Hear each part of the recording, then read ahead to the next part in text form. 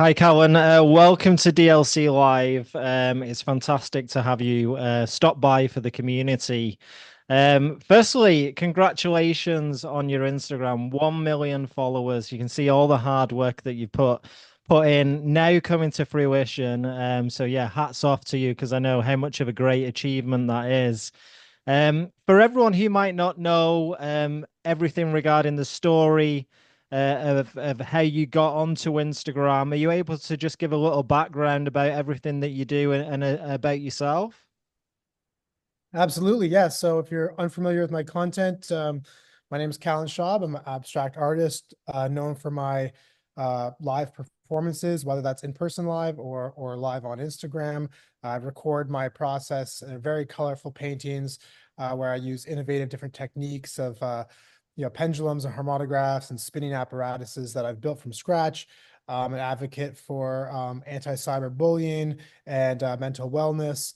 And I've been at this for about 15 years now. And yeah, I represent myself and I try to lead by example and bring positivity to this world. And I do that through my art and primarily through this platform. That's wonderful. And I can see when I was looking on your platform, just the community feel that you've managed to foster over the years. I can see that a lot of people thank you for helping them through their own mental health struggles. When did you start to realize that what you were doing on Instagram and the platform that you had was starting to affect other people's mental health in a positive way? And how did that make you feel at the time? Well, yeah, I mean, I think for art, it's often a way for us to process and to do some self-healing.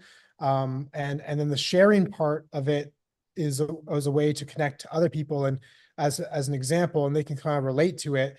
And whether that's just consuming it or being inspired by it to then go and make art themselves.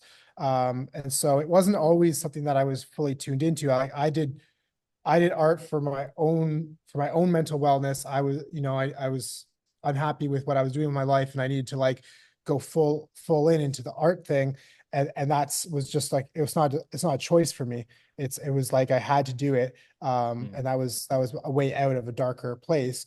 But then finding personal, I guess, peace there, then I was able to like take that alchemy that I had done the self work and then be like, okay, like now that I've taken care of myself, like now I can help other people because I'm coming from a good position. And so I think that that journey took probably the first 5 or 6 years. It was more of a personal journey, and then after that, it started to click that I was at a level of self actualization that I could be like, okay, like now maybe I can help others. And Yeah, so that's been a wonderful journey and just seeing how it's affected people. Sometimes I focus on the negativity because I really don't stand for negativity. But or and the positive responses that I've gotten are really like why I do what I do. And if I ever get down or get low, I I like read some of those messages. And I don't get them all the time because it's often like the loudest noises are like the squeaky wheel is like the haters of the trolls, right? The loudest For noise in the sure. room.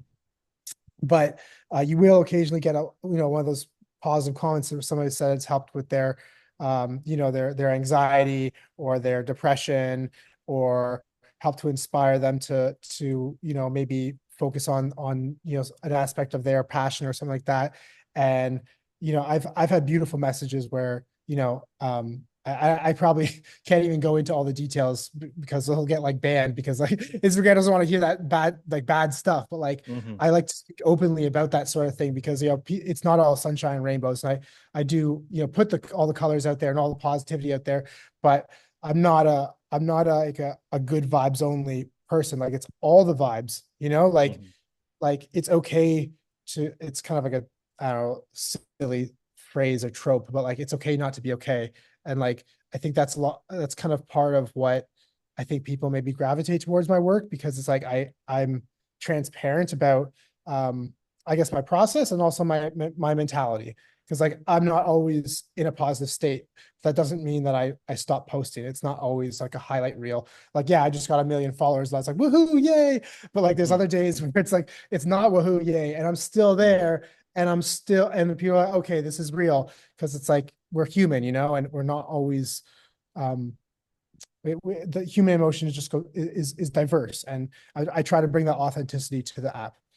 And exactly, like you said, we're humans and we're built for all the emotions, not just the positive ones. So I love that message, Callen. I think that goes nicely into the one of the questions from one of the community members, which was they said that wellness has played a big role in your journey. Can you explain what wellness means to you and how art specifically has helped you maintain or enhance your mental health? How does your art foster a sense of community and connection for you and your audience? Wow, that's a big question. It is. It's like a three in one. um, yeah, so I mean, wellness is sort of a very broad thing, and I've kind of gone very direct with art before, as if it was the only thing. And I think Hmm. recently I've sort of wizened to the fact that for a full sort of way of engaging with life, addressing life, you need more than just art. And I like that you were talking about community. Community, like, yeah, like mental wellness, physical wellness, spiritual wellness. There's it's very diverse, and so you don't really get the full spectrum with just art. And Hmm. I've sort of abused that because I was so passionate about um like trying to achieve my goals as an artist. I want, that I didn't have anything other than that. I just channeled all of my energy into art, and I think that that's been potent and people feel it. But um I came at the cost of like burnout. And so I've now sort of integrated more into my wellness practice. Um, Lots of stuff that you can do reading about, but like, like do like it's simple stuff. I mean, it's like eating well, exercising, ice baths, meditating, journaling, like, like community involvement, being with your loved ones, go for a walk in nature, like, all these kinds of like things that are kind of that maybe seem obvious or whatever, but like they weren't obvious to me because it was I was so focused on the art thing. So I want to just I want to encourage people with art and the positivity that it brings, but I don't want to have the toxic positivity be like that's just like this is gonna just do this and it'll heal your things. Like you need to do all of the things. It's not enough just to pour yourself into your passion.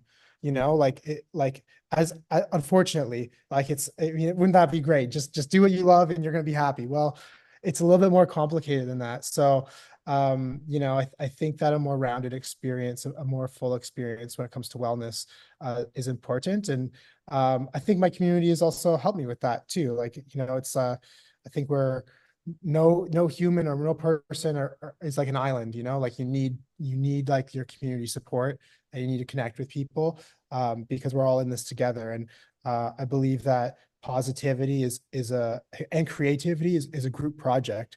And like any group project, you kind of need to like share the load. So, I might be focusing on bringing colors to the world, and somebody else might have another passion, and that's beautiful. We can help bring like a more color into the human experience in general, but we also need to take care of ourselves and our human experience. And art is an idealized ultimate version of like that's like the best version of myself when I'm doing my art and I'm sharing that. Hmm. But there's also a version of myself that gets burnt out or gets sick or needs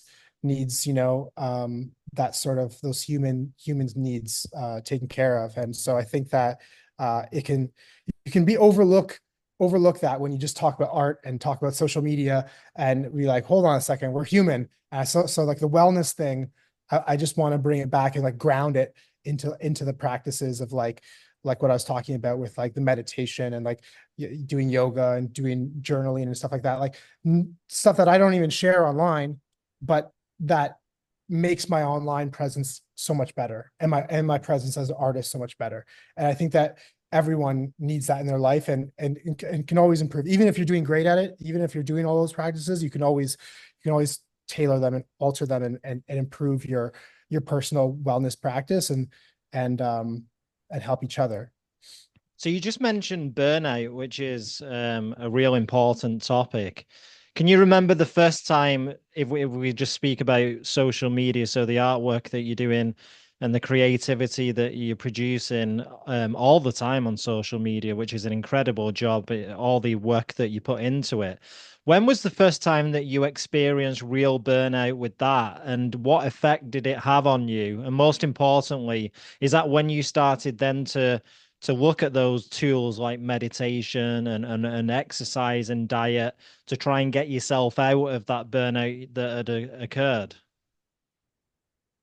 Absolutely, absolutely. I think because I treat my art also like performance, and sometimes that might not be understood by my audience, just because people might be new to my platform or whatever. But I so sometimes I can approach my art in a little bit of an extreme way. So like I remember going live. I went live for like a month, and then I took like a month off, and I did that for basically I think 2 years. I did a month on and a month off, a month on, a month off. And so like I would be so engaged. And then I even did, I think it was last year, I did 100 days going live. And so I've burnt out probably a good 5 or 6 times, like pretty badly. And I've tried different ways of navigating it. I was inspired by the work of Twyla Tharp. She's like wrote a book about sort of creativity. She does choreographed dance. She's like the highest paid woman choreographed dance person in the world, and she was talking about like changing art, changing your sort of creative passion from something that you just do when you get inspired to something that you show up regardless of inspiration. And I sort of took that seriously, and I was and it didn't really work for me because like just showing up even if you're not inspired, and like just keep on painting like every day in the studio for like 100 days.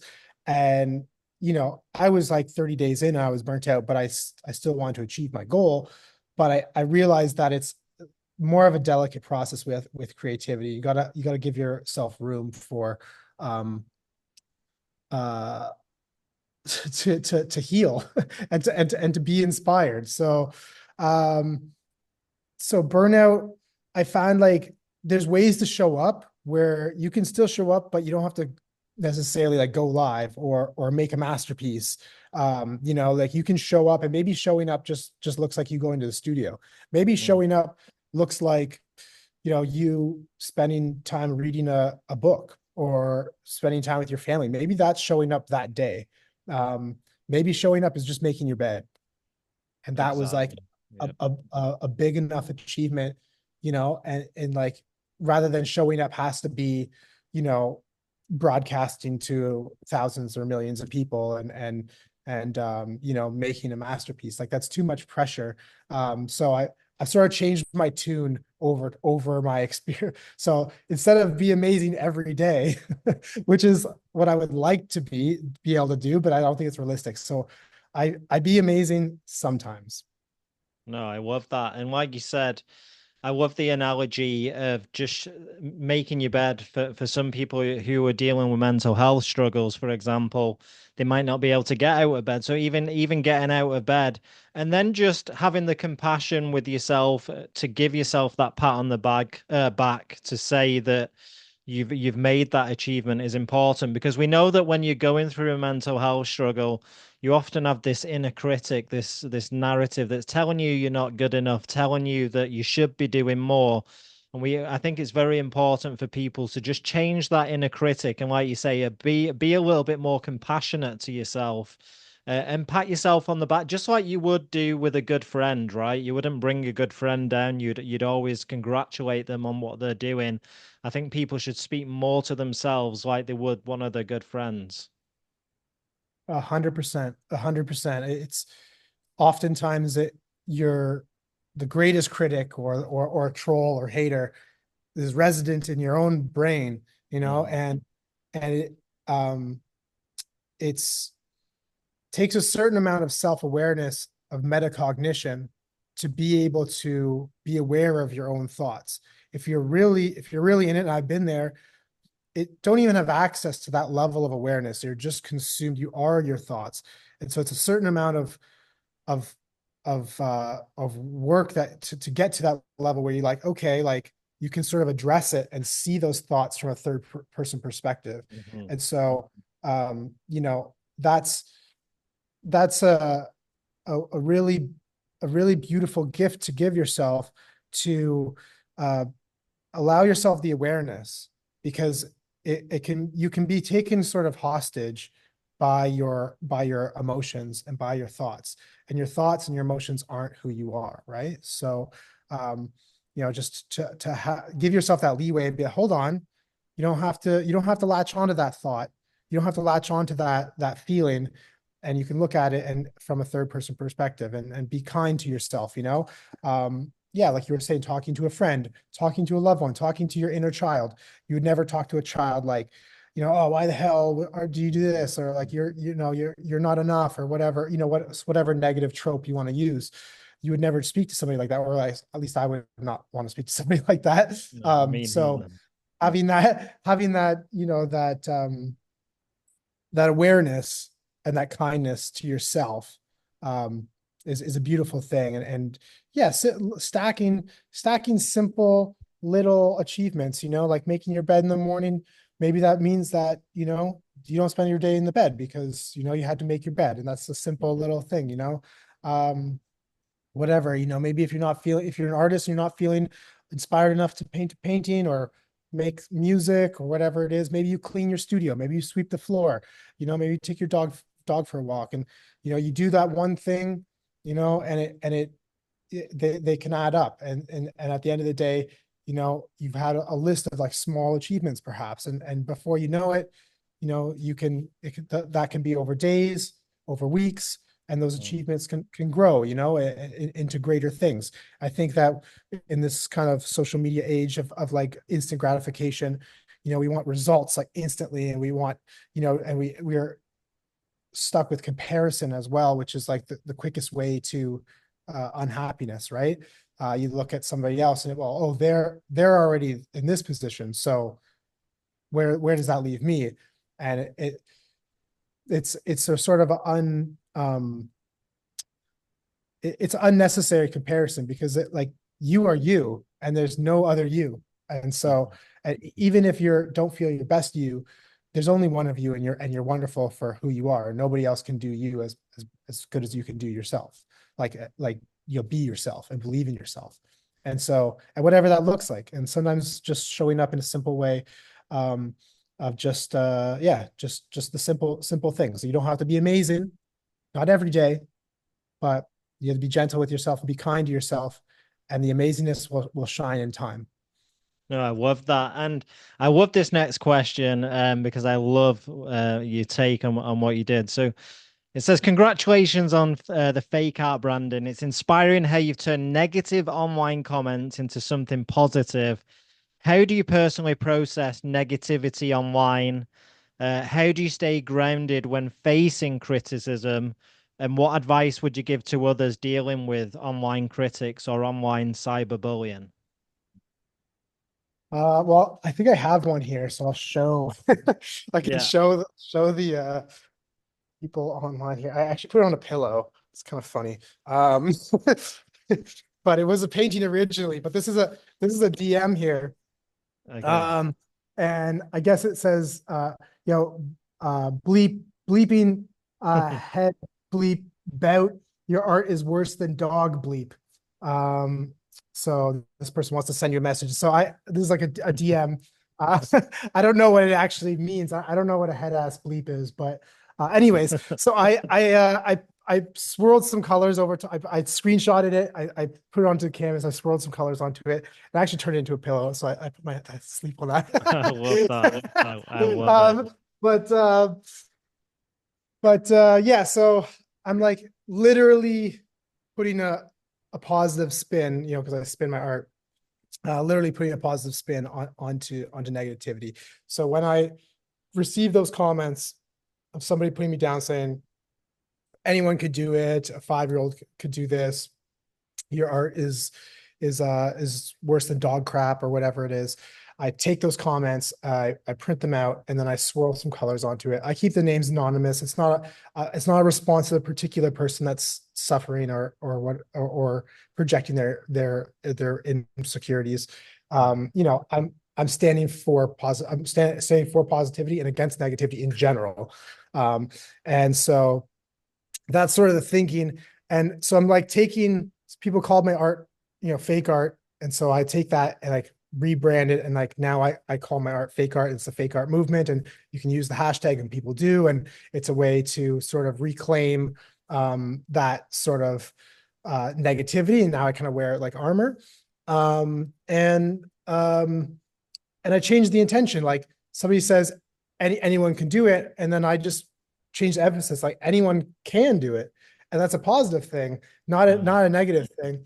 And it's like, I want to get people to change their thinking about it, because oftentimes when we're getting attacked, whether it be from an external source or internal, as we were talking about, but we'll talk about the external for now. But like if you're getting like hate per se from online, somebody says, "Oh, it's fake art." I think that is more telling of somebody's own, you know, mental space that they're then projecting onto you than it is necessarily about you. And so what I think about that is that somebody that's hurting, and it's almost like a cry for help. And the best position to take, there's 3 positions I like to like for the fake art movement. And I'll just go into it briefly here because I know we're on a little bit of time schedule, but there's 3 ways I like to approach it. One is block, ignore, delete, use the you know, the features on the app that they're there for a reason. You know, that's the lowest energy input for yourself. So if you're not in a great headspace, or you're busy, you don't want to deal with that sort of stuff, use those features. Those are great. Good option. Second option is like, you know, kind of more combative. It's like, screw the hater. And so a lot of people say that one a lot because it's, you know, you kind of stick your ground, you're defensive, but that kind of might lead to a little bit of a comment war, or God forbid something worse or something like that. So, you know, I don't really opt for that, but it takes more of your energy. You stand your ground, but I don't love that one too much. And the third one, and my favorite one, is show love to the hater. And what that means is like, you know, you don't take it personally, you don't get combative, you don't just delete, you think about, you use empathy and you use compassion, and you think about what position they're in, and curiosity and education, and be like, okay, if somebody says this isn't art, or this is crap, or whatever it is, well, maybe you could talk to them about like, hey, like, have you ever tried it? Or like, what is it about it that you didn't like? And maybe they start to talk about it, and it turns out that maybe, you know, maybe they didn't have access to colors and stuff like that in the same way that I might have had that in my life. And they were just curious about it, and their initial response was sort of negative, but they're actually, the reason why they're commenting is because there's a part of them that's curious, and you can sort of unlock that within them, and they can sort of, you know, which has happened. It's a beautiful thing. You know, I've had people go from that, be in that position of hate, and then later it turns out that they're doing, you know, spin painting or something in the garage with their kids or something like that. They're like, I actually really enjoy that, you know? So, you know, I like to kind of, I believe in people, and I believe in like, you know, humanity and, you know, kindness, and when you take that higher path, then you can sort of, and have that empathy and compassion. You know, sometimes it's people just need somebody to talk to. and that's where that hate comes from. And but that takes a lot of self, sort of, I had to come to a good place with myself to be able to be in Mm. that position. No, I can, And I can truly resonate with what you said there about. Um, I love flipping it into a positive, and like you say, as you mentioned earlier about attention, we live in this attention world. It seems like a troll or a hater, it is seeking attention. They want a response. That's why they're doing it. And like you say, it often comes from a place of where they're not dealing too well with themselves. So for you to able to take that higher ground and be compassionate with them, I think is just a credit to who you are and everything that you're doing in your community. Um, how do you how do you deal with that when maybe you're not feeling too good? So maybe you're having, like you say, we're all human, you're having a bad day. Are you able to still take that higher ground, or is that like a day where you would then go to option one, which is just delete and move on for your own mental space? yeah, absolutely. There's lots of days like that, and it's a simple and it's good response. It's, if you have the energy to escalate it to that empathy and compassion, beautiful. But if I don't have that in myself and I'm not feeling it, just a simple ignore, a block, a delete, and just preserve your space. Sometimes, it's hard to get to a space of inner peace, and compromising that for somebody who you don't know, who's just like lashing out at you, some Mm. anonymous account. It's not worth it. And so you can just ignore that. And I've definitely gone that route. It's just, I like to address it when I can, because I do have a platform, and I feel like there's a responsibility to sort of stand up, for that, for others that maybe can't, and if I can be strong maybe when others can't, because I've definitely felt, weak before. But also, we exposing and showing your weakness is also strength too, that gives space to grow. So, by saying that I'm not always able to opt for that third option is exposing some weakness.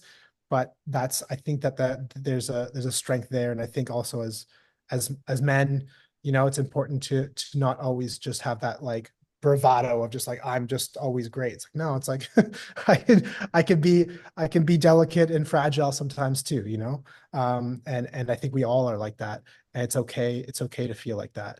And so, protecting your inner temple and your space, from external threats and attacks, and also internally, because sometimes those thoughts of, like we were talking a little bit earlier about, sort of anxiety and fear and, depression and stuff like that.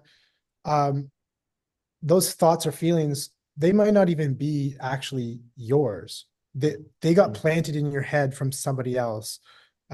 Maybe when you're growing up or something like that, you had an experience, or somebody said something or whatever, and they're sort of, they've grown in your mind, and maybe in the darkness of fear, they sort of fester and stuff like that. But like, they're not even yours. They're not like they're so it's like, it's a voice in your head, but it's not your voice. And I think that, Mm. I hope that we can get to the level of mental wellness to sort of have the awareness to be like, of choosing to not listen to those kinds of thoughts. Because but we're not always there, and that's okay too. If it, like, I don't want to I hate the idea when people say like, choose happiness. It's like, nice cool concept. Yeah, Choose we happiness, could like, all do that, I'm sure. wouldn't that Yeah, be wonderful? yeah. And I don't really subscribe to that like toxic positivity stuff. No, um me neither.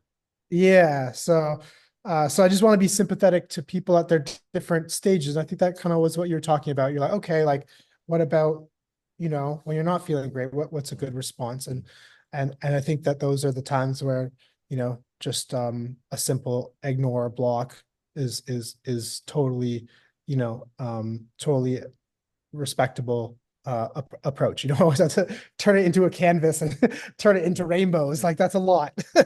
No, it definitely is. And I just love how you use your platform, like you say, for a voice for the vulnerable who might not be able to stand up to these people or may be really affected, because we know that cyberbullying, for example, can have a huge effect on people. I'm actually an international ambassador for a bullying charity over in America, so it's something that's really dear to my heart as well. So I just want to say thank you for using your platform to have that voice, because honestly, you're touching so many lives that you probably don't even know and recognize. So yeah, I really appreciate that. The next question, Callen, is our community advocates for mindfulness. Do you feel painting allows you to be more present in the moment? And has your artistic practice helped you create distance between those thoughts and emotions that you were just mentioning before? Yeah, absolutely. I think that having an outlet for your creativity is crucial. For me, like I mentioned before, it's not a choice. I need to do it for my own mental wellness. And um I guess the present moment is really what it's all about. That's how I got involved in it in the beginning. I was blown away by Eckhart Tolle, and I was like, okay, like the moment, how do we get there? What's the best way? And I found that painting and like the spinning canvases and like the kinetic motion and everything, like I needed to be so focused and involved in the process that it really forced me into that moment. So it did function as a form of uh, sort of, I guess, like color therapy and meditation. Mm. Um, and um, So when you say and it's born from a necessity, did you still have like the hobby and the desire at the start? So when you came across it and you felt like this is the route I want to go down, did you still have like that passion and hobby for wanting to jump into it? Is it something that you've always done from a young age? I mean, I've always done art. It wasn't until after university that I sort of really dove into this particular, like, I guess, this niche that I've sort of carved out for myself now. Hmm. But it was always creativity, whether I was in my sketchbook or I was doing sculptures or creative outlets in different ways. It wasn't always colors, and it wasn't always paint. Um, but it is quite closely linked to my passion, and it's like I'm very, I guess, fortunate that I found something that I'm quite passionate about, and it also connects with so many people. So I'm very happy about that. But yeah, it's like when I'm doing it, like I think it's maybe one of your other questions coming up, but like about flow state, like it's Mm. like there's no there's nothing else in my mind. Like it's like I could be in the studio for hours, um, and it would go by in minutes or something like that. Like I'm totally focused and immersed in the colors, and I want to share that with my audience. And that's why I video it, because it's like people can see the passion, they can see that I'm so engaged in it. Hmm. And when I'm not engaged in it, because I video it regardless, because not every painting or experience is always at that level of immersion. Um, it's so obvious. It's like he's he's not quite, he's not Do quite you, do feeling you it ever until express that to the community, or do you let them make their own mind up about it? I don't like to be prescriptive about, how people interpret it. Maybe that's my own judgment on it, and maybe people are gonna feel how they feel. Like I had this one experience where like a guy and his son were visiting my studio, and I had a painting like near the door, near the garbage can, and I was like showing off my all my art, and this the kid, he was like, hey, like I like this one. It was like by the garbage can, like it was on the way out. I was like ditching it. And I was like, oh, I'm like, not that one. Like, I don't like that one. And, you know, been cast away. And he says, hey, hold on a second. You're just the creator. You're just the artist. I'm the consumer. I like it. You I know? love that. Yeah. And like, so I was like, oh, wow. Okay. Like, you know, so I think we can cut ourselves short a little bit, like sell ourselves short, and not give ourselves enough credit, because it's like people are having their own experience. And so I don't want to be prescriptive about, how others feel about my work. And so that's why I'm also the titling of my work and the way that I present it. It's perhaps suggestive. Like there's certain things that I'm relentlessly positive. Like even if I'm feeling down, I'm not going to give a painting a title that has something to do with some sort of darkness that I'm struggling with. It's always going to be positive, even if I'm not there mentally. But I'm always suggestive of like the direction I want to go, but I'll let people be the judge because it's their own experience. I'm never going to tell somebody how to feel about something. So, yeah, I don't know. It's quite the journey. But I like to share the journey. You know, and I think that that's part of it, that people connect with the fact that I'm just sharing it. I don't know. You behind the scenes is just as engaging as the final masterpiece. I think is it why you say you've really carved out your own niche and you can really see and that I think this is what sets you above other people is this whole not only this amazing final production with all the colors and the amazing way that each individual painting turns out. It's the whole show that you put on. It's incredible. You can see the hours upon hours of dedication that you put into this. And I hope you give yourself the credit. And I just want to know, how long does it take? Like on an average week, you go into the studio. How long, like on a Monday, would you spend in the studio? Do you give yourself a set time, or do you just like are you in there until the lights go dark? uh, I appreciate the kind words. That's very nice. But yeah, no, I've tried different models of like working models. I've been doing this for 15 years, so I've treated it like a job, and I've also treated it like a full on like crazy scientist. You know, like had different strategies. So I've done the sort of 9 to 5, weekends off, holidays off thing. I've done just show up every day like 9 a.m. to 9 p.m., 7 days a week. Don't go do Christmas, don't do like birthdays, anything, like just all art all the time. So different, and they've, I wouldn't say that either any of those options are like, I think it's good to try different ones at different times and be able to give yourself sort of flow. So or like workflow. Sometimes like if you're in the zone, it's important to um allow yourself to go there and not compromise. Like and that comes at a cost though, but I've missed like important life occasions. Like I've missed weddings that, you know, I should have been at. Like I've missed birthdays and stuff like that. And but I'm very focused, and sometimes that's something that I allow myself, that, you know, my craft, that amount of attention. And to some people maybe that's too far, and to others maybe that's admirable. I don't know. So So now um when you're at a stage in the studio, and for example, if I don't know, you're just not having a good day. Maybe you're tired. It could be anything. Would you then pursue and try and go through it, or would you say, well, at least like you said, like we mentioned earlier, at least I turned up to the studio today and put some work in, and maybe tomorrow I'll feel more creative or I'll have more energy. Do you feel like you take that approach now? yeah, I think in general, just showing up, and even if I'm not feeling it, puttering about, cleaning things, you know, doing something that's not non-creative, like I don't know, accounting or something like that. Oh gosh. Could be Yeah. a great something, quite productive in the space.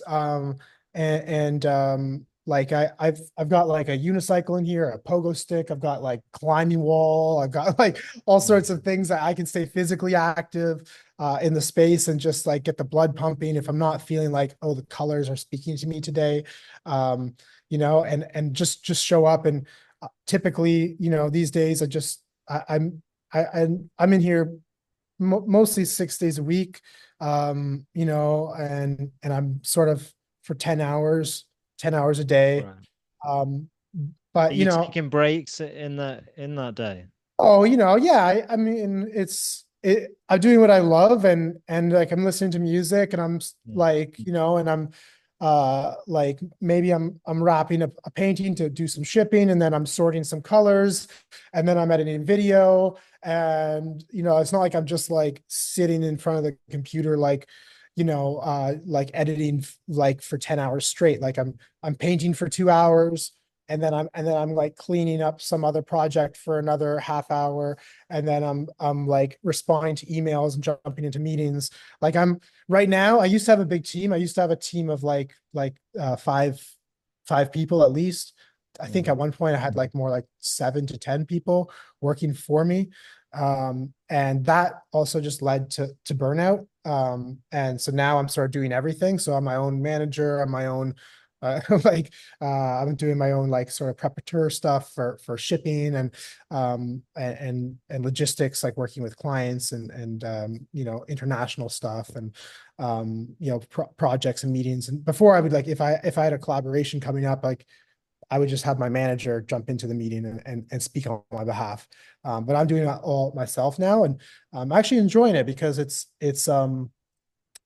uh it's a way to like really connect directly That's really interesting, Callen, because normally it's the other way around. So obviously you're growing on social media, you've got this huge presence. Normally then you would build the team, but it sounds like you had the team and now you decided that you want to go alone. That's really interesting. I like that approach. It's almost like an artistic approach to it. Well, yeah, I mean, it's you got to find where like happiness, like success to me is happiness. So Hmm. it's not like success is not just more accolades and more bragging rights or something like that. Like I've done lots of things, but it's like I I'm I'm more happy almost doing less in a way, like doing more because I have to physically do more, like I have to work more independently, but doing less in a sense that I like if I have a big team, it's like, okay, so the reason to have a team is to optimize for what I'm best at, right? Arguably, the thing that I'm best at, arguably, is painting. So don't be doing the meetings, don't be doing the shipping, don't be doing the video editing, don't be doing the client relations or the whatever program planning or whatever it is, like business stuff. Don't do all that stuff. Hire all that stuff out and then just do art. And that in theory, numbers wise, would mean that you would like optimize for the highest ROI, right? Yeah. Um, but then you have all these people that are on like, that you're paying to do all these things that like to offload, and you have to perform at a very high level. And I tried to do that, and I did do that for some time, but then I got burnt out, Got you. right? So yeah, so I Because love that. So you stripped it back and that put you in a better place with your mental health as well. And like you say, then you start to realize, oh well, some of these aspects I actually enjoy because it's a little bit different. Takes a little break away from the creativity of the artwork. yeah, it's a more diverse thing. And so like I might be doing something that yeah, like it uses a different part of my brain, so I can, Mm. go into the art kind of fresh, and also, it's called like the reverse golden handcuffs. It's right. If you don't know how to do something and you're paying somebody to do it, then then they could be taking advantage of you. And I think that a lot of artists are taken advantage of because they are They are passionate about what they do. So they're going to do what they do regardless. The biggest kept secret in the industry, don't tell anyone. They'll do it for free because they love it so much, right? Mhm. So, but if you like other stuff that maybe you don't love or whatever, but like you need to do like update your website. Maybe you're not great at social media. You need to have a social media manager or somebody manage your thing. Like maybe if you just think that they don't like they just know how to do it and I don't know how to do it, then they're gonna take advantage of you. So by taking control back, you can sort of then understand those things, be like, okay, maybe I don't need to edit all my videos. Like that's too much. But I did it for some time. I know what it takes. And so now when I hire it out, somebody to do one of my videos, I know what I'm really getting in to do, I love that. Yeah. No, So that's it's great. Callen, I'm gonna leave on one last question because I know I've taken up a lot of your time, and I really appreciate you answering these questions for the community. I think they're going to get so much out of your experience and everything that you're doing. So again, thank you so much. And I want to leave on this question: is in your work, do you consciously express emotions through color? If so, are there certain colors you associate with particular emotions? And do you see this form of expression as a creative way of journaling your feelings?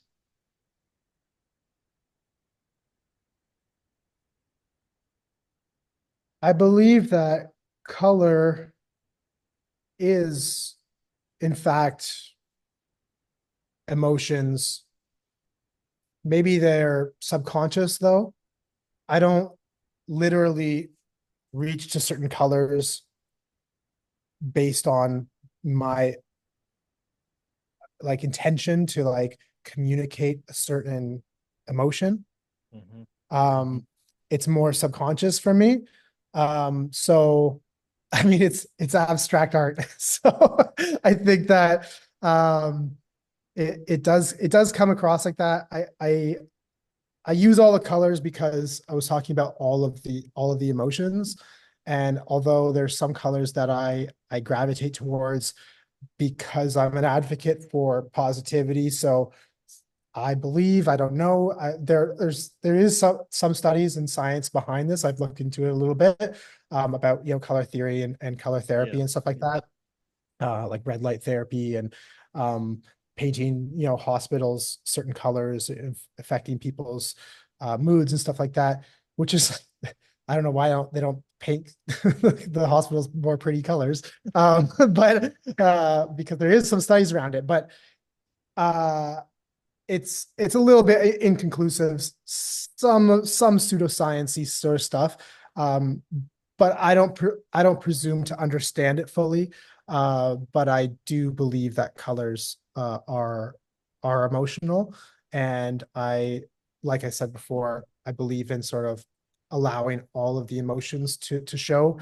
And so, that's why I use all the colors, because I want to have access to all those different emotions, and share them all. And I guess it could act as a way of journaling, but it's kind of abstract. It's not literal. It's not like I mean I journal twice a day, like Right. written journal, Fantastic. um, and that's a new thing. I've done it for about a year, just in the morning, but recently, inspired by Marcus Aurelius, like at the end of the day, like journaling, and that's something that I'm trying to like really to like have an even greater understanding of like my experience. And I think that paintings, I don't know if they're journaling per se. Um, I think there's definitely parts of my subconscious and my personality come through, but I would hope that sort of like maybe like a musician, like when they say the notes or like the music is flowing through them, I would hope that if I'm doing my job right, that like the colors are flowing through me and they're not necessarily like I don't take too much ownership or authorship of them. And if I'm doing my job right, it it it should I would hope that the works function as more of a mirror rather than a projection. They're more of a mirror to the viewer to have them experience their own emotions with those colors. And so by doing all of the colors, I'm giving all of the different options of different access points for people, like a sort of kaleidoscope of mirrors for everyone else to experience. And inevitably my human experience like comes through. Uh, but I'm also using all of these natural phenomenon of pendulums and spinning, and they're kind of like, like embellished natural things, like it's a pendulum movement, or it's a centrifugal motion movement. And in that way they're sort of, I would hope, maybe like looking at a sunset or a mountain or something like that, where the viewer is just having maybe a inspiring or on A like pleasant experience, right? Like you but say, just yeah, watching art do its thing, like you say, which is, I think that's a great thing that you were able to express it in this fantastic way. Um, Regarding, I just wanted to touch on your retreat, by the way. Really, really successful. Congratulations again. And I believe you're doing another one. When is that? great question. I'll just pull it up on my phone here, just because I don't want to give you the wrong date. Because I'm dyslexic, so my dates and times are a little bit yeah. So the Lakeside Fluid Art Retreat is August 22nd to 25, 2025. Nice. And did Uh, you, how was it your first one that you've done? it was, Yeah. yeah, it was my first one. How did you find it? It was fantastic, excuse me. No, it was beautiful, sort of transition from creator to teacher. Hmm. And I was talking about authorship and ownership, a little bit. And I think that, having being able to teach what you've like really, I don't want to, toot my own horn, but like, I think once you can be, you're a master once you're able to teach what I've been doing this for 15 years, and I was able to have students in that students are, they're artists, yes, they're students, but they're also artists in their own right. Hmm. Do my technique with wonderful results. I was a little bit I was a little bit taken back, but they had invested the time to be at that location with me for a few days, and I had shared my process. And I think that that's a beautiful thing, that to be able to share. And that's really what it's about. If I could share with more people, I would. There's no secret to what I'm doing, and it's nice to connect with people in person. Like, the numbers and stuff online can be astonishing. Wow, 200 million views on a video. That's incredible. Yeah. But what does that mean? I can't even comprehend that, But when That somebody means shows up, that means there's a whole country in front of you watching you. That's what it it's means. crazy. I had people come, like, they're like, one of the person came from Cyprus. It was like 30 hours, 30 Yeah, hours one way just to be there for 2 days with me, and like, just to share this stuff. And it's like, so it's beautiful. It was based on the success of this one. We're doing another one, um, wonderful. with more people. It was very exclusive. It was only like, I think we had 12 people. Okay. So, but also just like, we were doing meditation, like we were out on a lake, there was like just a sort of, really like a holistic grounding experience, I love which is that. like what I'm all about. Like, yes, it's great to go to the studio and use all the colors, but in addition to that, you know, having those moments of peace and connected, and, sitting by the fire, just connecting with people. And that's beautiful too. So I hope to bring more experiences with that, connecting in person. It's been so awesome connecting with you in person. And I know that we're transitioning to the end here. So I just want to also just thank you for all the work that you've done, in the sort of anti-cyber bullying space. And I see that you're philanthropic in your efforts there. And that's a beautiful thing. And I don't take that lightly. I know that that takes a lot of work to get to that stage. And I just want to encourage you to continue on that path, because that's really beautiful. And your platform is fantastic. And it's been an honor to join you on here. No, I appreciate that, Callen. And for everyone who wants to follow you on social media or check out your website, are you able to give them the juicy details of where they can find you online? Of course, of course. Yeah. It's just my name. So it's Callen Schaub, CallenSchaub. That's my Instagram handle, TikTok handle, Facebook, it's Callen Schaub Art. There's just art on the end. And then my website, callenschaub.com. There's also the Callen Schaub Gallery, which is a VR experience. If you have access to a VR headset, you can go in with Oculus or the Meta Quest or whatever whatever thing you have, but it's incredible immersive thing. It took me 2 years to build. So that's a kind of interesting different way to see it. I'm also on YouTube. I think those are all my platforms, but mostly here on Instagram as my main platform. But yeah, if you have any other questions, feel free to reach out to me. Like I said, I'm happy to connect with anyone. And yeah, thank you so much for having me. No, thank you so much, Callen.